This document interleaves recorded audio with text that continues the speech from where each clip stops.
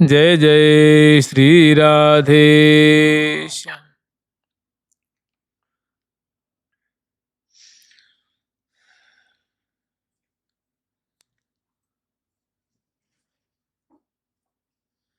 जागृत स्वप्न सुसुप्तिषु स्फुरत में राधा पदाब्ज छटा। जागृत स्वप्न सुसुप्तिषु स्फुरत में राधा पदाब्ज छटा। वैकुंठे नरकेथवा मम गतिर नान्यस्तु राधा बिना, नान्यस्तु राधा बिना। जागृत अवस्था में, स्वप्न में और सुसुप्ति, ये अवस्थाएं होती हैं। तो स्वप्न कहते हैं सोने को, और एक सुसुप्ति अवस्था है जो विशेष प्रगाढ़ निद्रा होती है, इसको एक तुरिया अवस्था होती है। तो जागृत स्वप्न सुसुप्ति सुस्फुरत में राधा पदाब्ज छटा। जागृत अवस्था में, निद्रा की अवस्था में, प्रगाढ़ निद्रा की अवस्था में सदा सर्वदा हमारे हृदय में प्रियाजू के चरण कमल दृष्टिगत होते रहे। वैकुंठे नरकेथवा मम गतिर्नान्यस्तु राधा। और कि तो ये तो चलो जागृत स्वप्न सुसुप्ति की बात है। वैकुंठ में, नरक या तो वैकुंठ में या नरक में, सूरत में राधा पदाब्ज छटा। मम गतिर्नान्यस्तु राधा बिना। हमारी राधा के बिना, राधा के रूप के बिना, राधा कीर्ति, राधा की सेवा बिना हमारी कोई गति ही नहीं है, हमारा कोई अस्तित्व ही नहीं है। मैंने राधा रानी से ऐसा प्रेम है, प्रियाजू से ऐसी प्रीति है, ऐसी मांग है, ऐसा समर्पण है, ऐसी आत्मीयता है। मम गतिर नान्यस्तु न अन्य अस्तु गति राधा बिना। प्रियाजू के बिना हमारी गति नहीं, उनके बिना हमें क्षण भर के लिए मैंने गुजारा नहीं है, गुंजाइश नहीं। कभी कभी ऐसा होता है, देखिए भगवान का जो आदेश होता है ना, वो अगर वो स्वप्न में भी आदेश दे दें तो वो बिल्कुल जागृत से तनिक भी कम नहीं होता है। स्वप्न में अगर दंड दे दें तो वो भी जागृत से तनिक भी कम नहीं होता है। एक बार की बात है, वृंदावन की बात है। आप लोग नाम सुने, बड़े उच्च कोटि के सिद्ध महापुरुष हुए एक, उनका नाम था, मुझे बढ़िया से याद तो नहीं है, लेकिन हमारे प्रभु जी को याद होगी। वो श्री विजय कृष्ण गोस्वामी जी महाराज, नाम सुना आपने? श्री नित्यानंद महाप्रभु जी के वंशज थे। शुरू अवस्था में वो बहुत थोड़ी दूसरी प्रकृति के थे। फिर बाद में उस समय बंगाल में बहुत हवा चल रही थी। एक बोलबाला था आर्य समाज का, ब्रह्म समाज कहते, तो उसके वो अध्यक्ष बने। फिर बाद में ऐसी उन पे श्री नित्यानंद महाप्रभु जी कृपा हुई कि बड़े उच्च कोटि के नाम जापक और प्रिया प्रीतम की लीलाओं का अनुभव करने वाले एक सिद्ध कोटि के महात्मा हुए। तो वो जब कई वृंदावन पधारते थे तो उनके संग बंगाल देश के बड़े बड़े मतलब अच्छे भक्त भी गुरुदेव के दर्शन, गुरुदेव के संग में दर्शन करने के लिए, कि ब्रजभूमि दर्शन करेंगे, वृंदावन दर्शन करेंगे, पधारते थे। तो महाराज तो भजन में मगन रहते थे। यहाँ की लताओं को, भूमि को देख के महाराज, अर्थात श्री विजय कृष्ण गोस्वामी जी महाराज मगन हो जाते थे, रुदन कर भी लग जाते थे, मैंने हुंकारी भरे भी लग जाते थे। तो उनके संग जो भक्त तो बड़े आते, श्रद्धा से लेके आते थे। तो कोई ऐसे थे, कोई पंडा नहीं होते हैं वृंदावन के, तो पंडा कुछ एक उदंड बड़े पंडा थे, मैंने भक्तों को आदर नहीं करते थे। भक्तों के प्रति उनकी बड़ी एक निर्मम उनका एक रिश्ता हुआ करता था।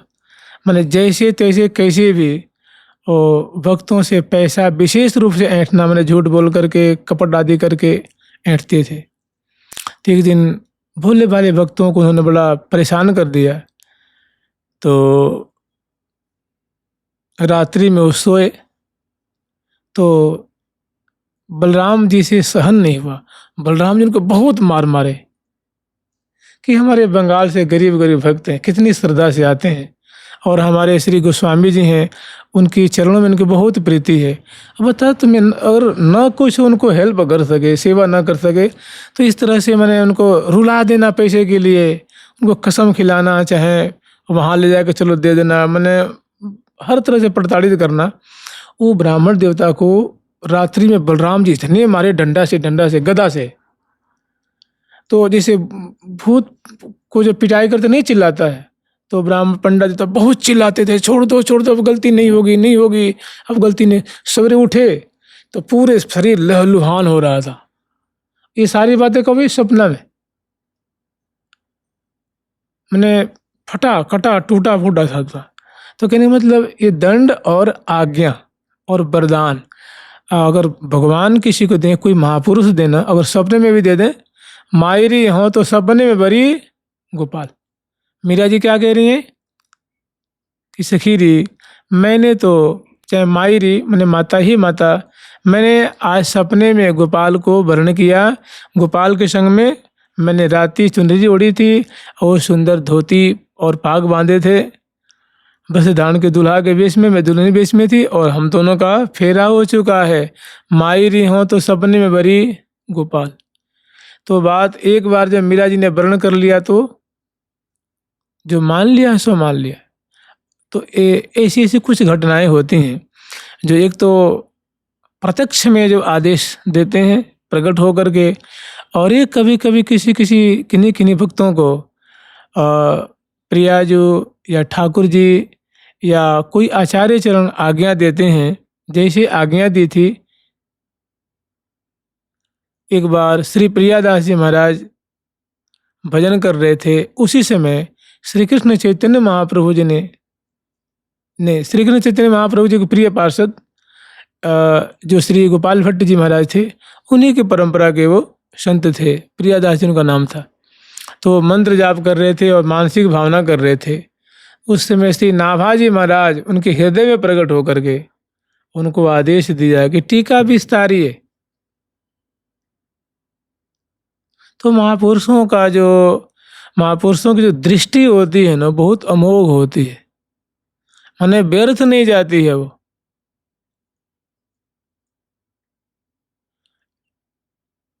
ऐसे ही तो अभी हम लोग जो श्रवण किए थे, उनको श्री बलराम जी कुपित होकर के बहुत पिटाई किए, और जब पिटाई करी तो दिन में वो पूरे जो चिन्ह जो है पिटाई की, जो उनकी पीठ पे, जंघे पे, सिर पे, गर्दन पे, कंधे पे, हाथों में, जैसे कहते हैं मार मार के अधमरा कर देना। मैंने उनको देखिए, ठाकुर जी कभी जल्दी कुपित नहीं होते हैं, लेकिन जब उनके भक्तों को सताता है ना, और निष्कपट जो भक्त हों, निश्चल भक्त हों, भोले भाले भक्त हों, उनके संग कोई छल करता है तो ठाकुर जी से भी सहन नहीं होती। तो यद्यपि उन्होंने सपना में पिटाई करी थी, ऐसे ही एक हमारे श्री निम्बार्क भगवान हुए, जब छोटे अपने गांव में थे। श्री निम्बार्क भगवान का जन्म स्थान जो है वो आज महाराष्ट्र का क्षेत्र पड़ता है, और बचपन में ही चले आए थे वृंदावन। तो यहाँ से ब्रजवासी गण गए थे यात्रा करने के लिए, तो श्री अरुण ऋषि जी के यहाँ अतिथि रूप में ठहरे, और ब्रजवासियों ने वृंदावन की महिमा, जमुना जी की महिमा, ब्रजभूमि की महिमा, गिरिराज महाराज जी की महिमा खूब गान किया। अब जो उस समय श्री निम्बार्क भगवान का नाम तो बाद में पड़ा निम्बार्क, पहले बचपन का उनका नाम है नियमानंद, जो नियम के बड़े पक्के।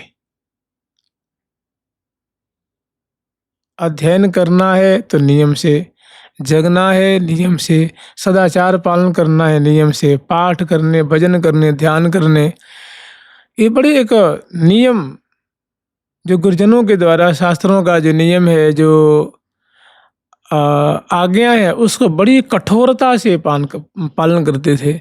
इसीलिए उनका नाम रखा नियमानंद। और जिनका प्रेम का ही नियम है, प्रीति की रीति का निर्वाह करना ही जिनके जीवन का नियम है, आदर्श है। तो ऐसे श्री नियमानंद जी जब ब्रजवासियों से रात्रि में श्रवण किए और श्रवण करने के बाद ब्रजवासी गण भी सो गए और नियमानंद जी भी वो भी शयन कर गए। तो क्या देखे, रात्रि में स्वप्न में क्या देख रहे हैं कि बड़ा सुंदर जो है वो भवन कुंज प्रकट होती है और कुंज में दो सुकुमार, एक गौर और एक सांवरी, एक किशोर एक किशोरी, माने जुगल किशोर हमारे ठाकुर, जिनके सर्वस जुगल किशोर, तिहि समान असको बड़भागन, गण सबके सिर मोर।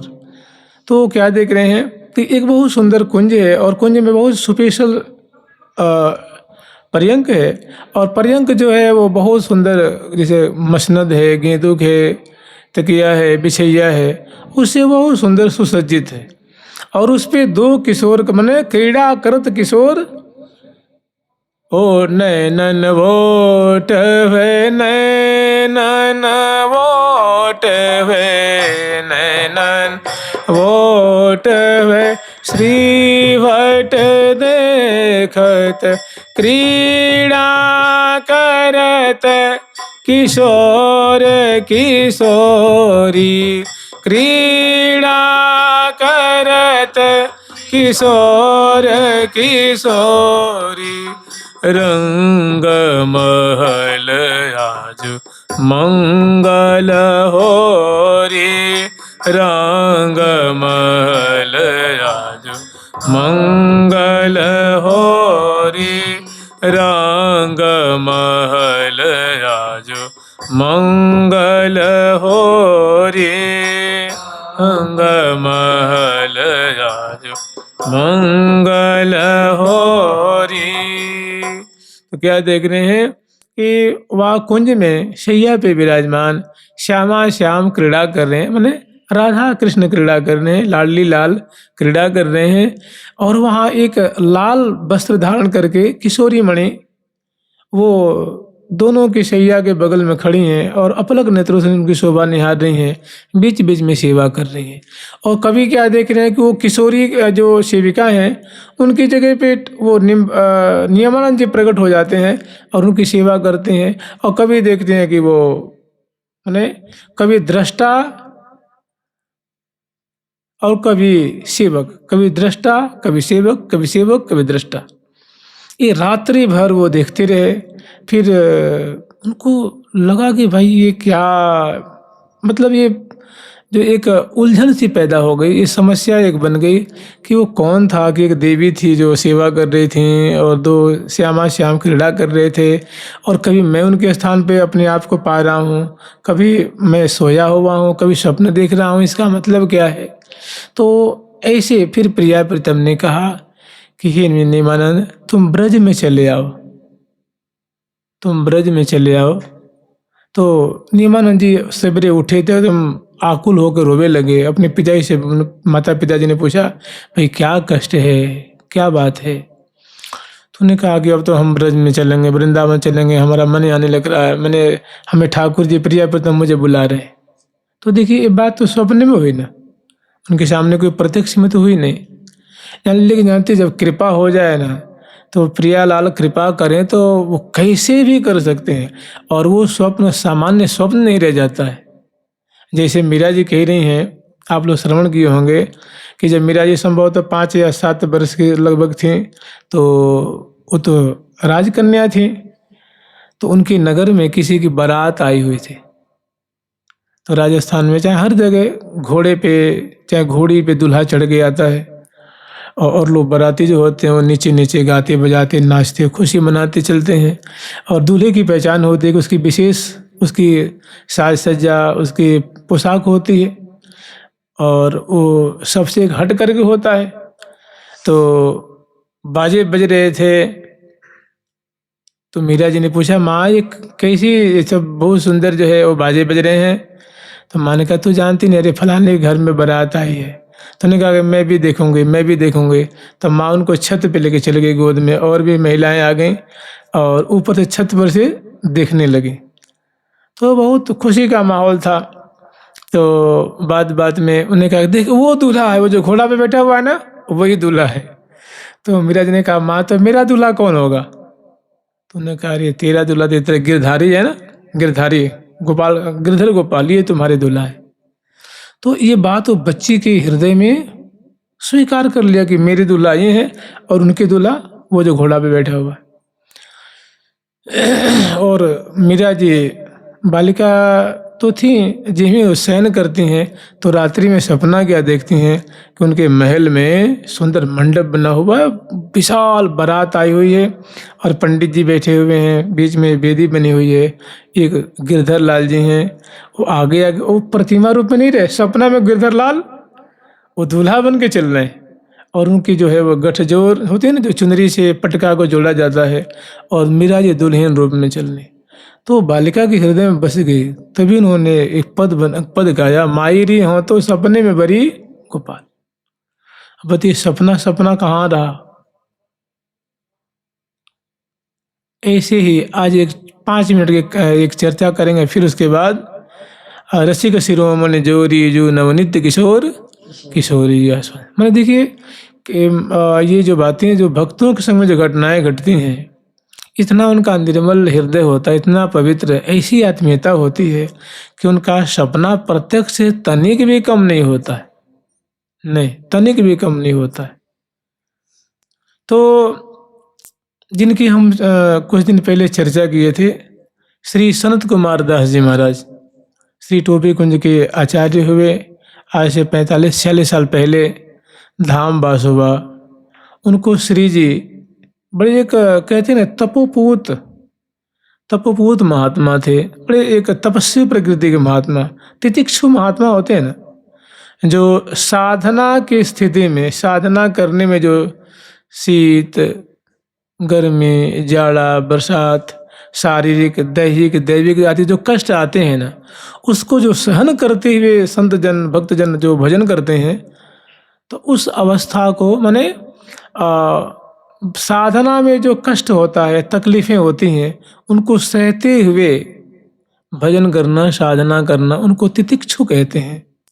ऐसे साधक को तितिक्षु कहते हैं, और उस अवस्था को तितिक्षा अवस्था कहते हैं, माने कष्ट सह करके भजन करना, तकलीफ उठाते हुए भी भजन करना, नियम को नहीं छोड़ना। तो तितिक्षवः ये साधुओं का गुण होता है। महात्मा बड़े तितिक्षु थे, और अनेकों जैसे नर्मदा है, चित्रकूट आदि जो है, उन्होंने वहाँ दर्शन किया था, वास किया था। क्या मन में आई, उन्होंने वृंदावन की महिमा सुनी तो वृंदावन के लिए चल दिए।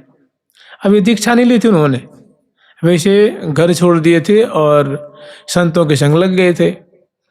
तो जब वृंदावन की बात संतों सुनी तो उनका भी अब मन बन गया, और कदम और रुका नहीं, वो चल दिए। और सबसे पहले पहुंचे महात्मा वो बरसाने में। बरसाने में पहुंच करके, और जब, क्योंकि बरसाने में आज से मान लीजिए कम से कम हमें बात कर रहे हैं, कम से कम 100 वर्ष पहले की बात होगी, उस समय सुंदर प्राकृतिक छटा, और शैव ब्रजवासियों के प्रायः कच्चे कच्चे मकान और सामान्य जीवन। सीधे मंदिर में गए, और मंदिर में श्री जी की जब शोभा देखी, लाडली जो बरसाने वाली की, जय जय श्री वृषभानु किशोरी, जय जय श्री वृषभानु किशोरी, जय जय श्री वृषभानु किशोरी, जय जय श्री वृषभानु किशोरी, जय जय श्री वृषभानु किशोरी, जय श्री वृषभानु किशोरी, जय श्री भट्ट, जय श्री भट्ट नटवर रूप सुंदर वर श्री नटवर रूप सुंदर जय श्री श्री भट नटवर रूप सुंदर वर जय श्री भट नटवर रूप सुंदर वर मोहे ते थोरी बे भोरी हे ते थोरी बे भोरी जय जय श्री वृषभानु किशोरी जय श्री वृषभानु किशोरी जय जय श्री वृषभानु किशोरी जय जय श्री वृषभानु किशोरी जय जय श्री वृषभानु किशोरी। तो जो महात्मा थे मुश्किल से 18-20 वर्ष की अवस्था होगी और अनेकों तीर्थों में भ्रमण करके आए थे। संतों से ब्रजमंडल वृंदावन की महिमा सुनी, रहा नहीं गया। तो सर्वप्रथम वो विशेष जानकारी भी नहीं थी, बरसाने में चली आए और बरसाने की जो प्राकृतिक छटा है, वहाँ के सुंदर पर्वत की लताओं के और श्री जी जो पर्वत पे राज रही हैं ब्रह्माचल पे, दर्शन किया और मंदिर में आ गए। मंदिर में करीब करीब जब श्रृंगार आरती होती है ना, तो श्रृंगार आरती होने के बाद आए थे। श्रृंगार आरती में जो मंदिर में आए और श्री जी की तरफ दृष्टि पड़ी। जानते होता क्या है, जो हम लोग के यहाँ जो मंदिरों में जो विग्रह सरकार होते हैं ना, जो प्रिया प्रीतम ठाकुर जी होते हैं, वो पता न किसको कब क्या दिखा देते हैं, सबको बात पता नहीं लगती है। जैसे मान लीजिए आपका उतना भाव नहीं है, आपके उनको प्रतिमा मानते हैं चाहे मूर्ति मानते हैं, तो 100 आदमी है तो 100 आदमी मूर्ति मानते, 100 बात नहीं है। नहीं पता ना किस पर कब कैसी एक विशेष कृपा हो जाती है, उनमें किसी किसी को कैसा विशेष दर्शन हो जाता है, कैसी उनकी कोई छटा उनके हृदय में चुभ जाती है। कोई कोई तो मूर्छित हो जाते हैं, गिर जाते हैं, संभाल नहीं पाते। तो ऐसा हुआ कि वो महात्मा आए थे और पहली बार दर्शन करने के लिए, और श्री जी की जब माधुरी देखी, ठाकुर जी की माधुरी देखी, तो श्री जी का जैसे मानो समुद्र उमड़ रहा है, माधुरी की मानो वहाँ तरंगें उठ रही हैं श्री जी की माधुरी देख करके। और उनके मरे जैसे प्रकंपन होना, शरीर में सिहरन होने, अश्रु की धारा बहने, और ऐसे करते करते अब वहाँ से हटे ही नहीं वो, तो राजभोग तक वहीं डटे रहे। उसके बाद राजभोग आदि की आरती हो गई। तो ये तो नए नए महात्मा थे, एकदम पहली बार आए हुए थे, तो श्री जी की पहली बार में ऐसी कृपा हुई। फिर उनको मतलब क्या खाना पीना क्या इसकी कोई ध्यान नहीं रहा, भोजन पानी का। तो श्री जी ने पुजारी से कहा कि सुनो, वो फलाने साधु आए हैं ना, उनको हमारा एक पत्तल दे दो। तो पुजारी जी उनको बड़े आदर से पत्तल दिए, भोजन कराए। और मैंने जैसे कोई अतिथि नहीं होते वैसे कोई सगी संबंधी हो, प्रियाजन है, उनको बोल करके कि इनको भोजन कराओ। फिर जब भोजन करा दिया तो श्री जी ने कहा मेरा जो तांबुल है, प्रसाद है ना, वो जाकर साधु को दिया। और साधु तो बड़े स्वादिष्ट जो श्री जी की प्रसाद पाए, और पा करके वहीं पे मंदिर का जो जगमोहन होता है ना, वहीं पे जो बगल में सो गए।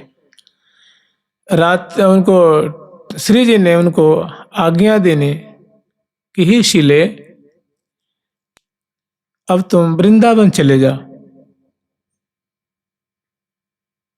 हमारी आज्ञा है, तुम वृंदावन में जाओ।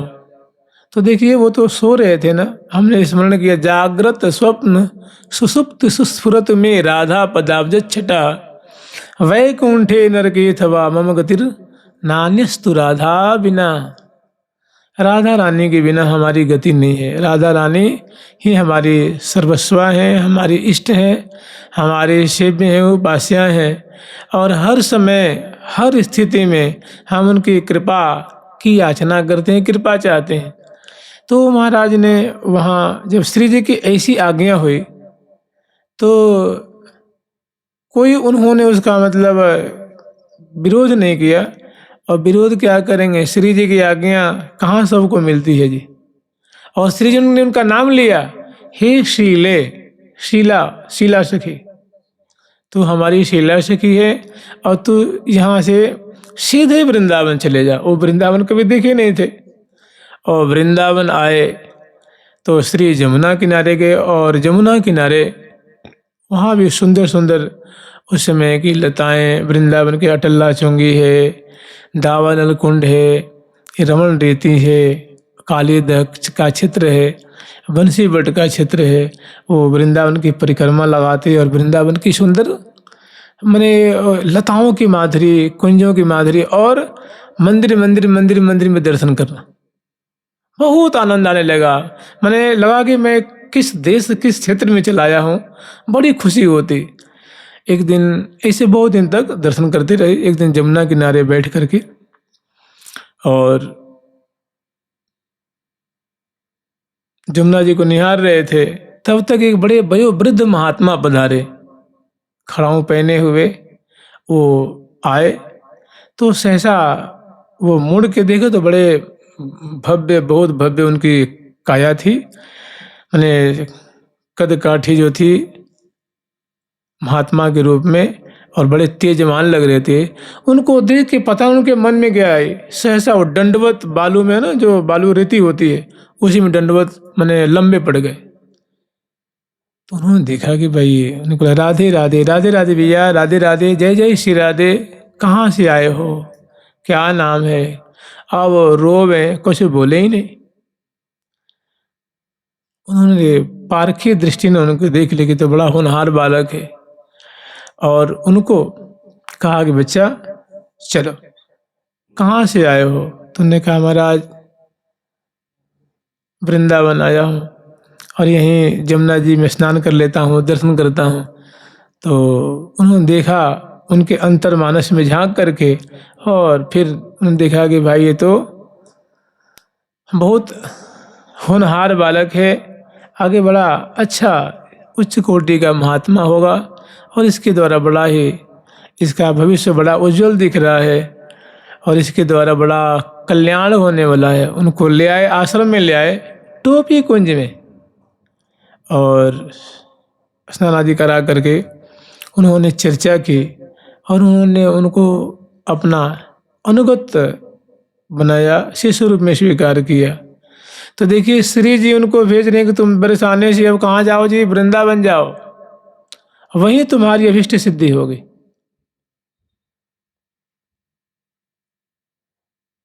जिसे लगता है ना कि सारी बातें पहले से रची रचाई है, पहले से सब क्रम बना हुआ है। फिर उनसे उन्होंने वैष्णवी दीक्षा ली। फिर उनका नाम था शालिग्राम, पंडित शालिग्राम, और शालिग्राम से गुरुदेव ने जो वैष्णवोचित जो नाम होता है उनका नाम रखा श्री सनत कुमार दास। और सखी नाम उनको तो प्रिया जी ने पहले ही बता दिया था ना, शीले, जैसे राधा को राधे कहते हैं, सीता को सीते कहते हैं, भद्रा को भद्रे कहते हैं, इसी तरह शीला को जब पुकारा जाएगा तो शीले कहेंगे। तो प्रिया जी ने हे शीले तू वृंदावन चली जा रही, तो वृंदावन चले आए। नाम श्री जी के द्वारा मिला था, गुरुदेव ने वही नाम दे दिया। तो कहने का मतलब ये था कि भगवान किसी को प्रत्यक्ष में आज्ञा दें, दर्शन दे करके, या तंद्रावस्था में या निद्रावस्था में दे दें, तो वो सामान्य बात नहीं होती। जैसे हमने अभी श्री निम्बार्क भगवान के बारे में सुनाई थी बात, और वो जो श्री बलराम जी ने जिस पंडा को बड़ी पिटाई करी थी, कि सपने में पिटाई करी थी, और जागृत अवस्था में सारे चिन्ह दिख रहे थे, जैसे छाले नहीं पड़ जाते हैं, कहीं से कटा हुआ, फटा हुआ, कहीं से खून रक्त बह रहा है, कहीं सूजी हुई और उठना बैठना मुश्किल हो गया। ये बातें तो हुई स्वप्न में। मीरा जी ने मायरी हों तो सपने में बरी गोपाल। तो भगवान की जो आज्ञा है वो स्वप्न में हो चाहे प्रत्यक्ष में हो, वो बहुत प्रभावशाली होती है। उसमें बहुत विशेष शक्ति होती है, विशेष ऊर्जा होती है। और देखिए, श्री जी जिसको अपने सखी नाम लेके बुलावें, तू मेरी श्री हरि प्रिया है मन अनुसार सहेल, मन अनुसार सहेल, तो सो कहा दुरावहेरी, तो बिन कछु न केल। तू मेरी श्री हरि प्रिया है मन अनुसार सहेल, मन अनुसार सहेल। जुगल सरकार की, लाडली लाल की, श्यामा श्याम की, वृंदावन धाम की। जय जय श्री राधे। राधा राधा राधा राधा राधा राधा राधा।